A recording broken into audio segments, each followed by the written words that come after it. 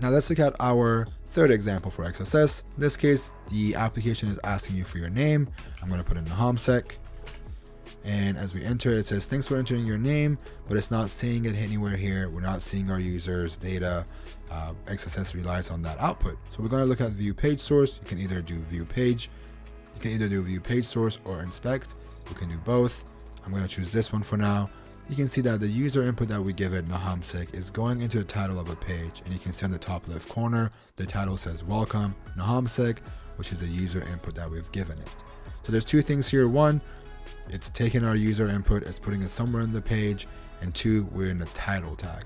Now I've said this a few times in the past while covering XSS, context makes a huge difference. You want to understand where your data is going to and see if you have to close out the previous tags.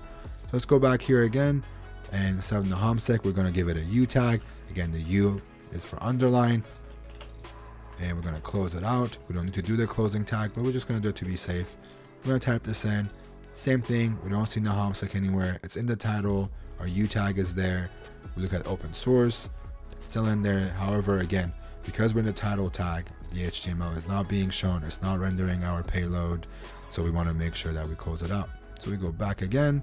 And this time, since we know that it's not escaping any of the tags, it's not encoding it, it's not sanitizing it, it's not filtering it at all, it's sitting there, it's just not being evaluated. So I'm going to close the title tag by giving it a closing tag, and then we're going to put our HTML at the end, which results in us getting HTML injection, which indicates that, okay, we properly escaped out of the place that we were in, we're stuck in title, and now we're able to inject HTML into the page, and now we can go back and test for XSS. So we can go back and test for XSS using JavaScript. What we're going to do here is going to type in script, and we're just going to have it do an alert and alert 1. We're going to close it out. What this does, again, is just a generic XSS payload. It's just to show, hey, vulnerability exists. I was able to inject script into the web page, and it gave me an alert 1.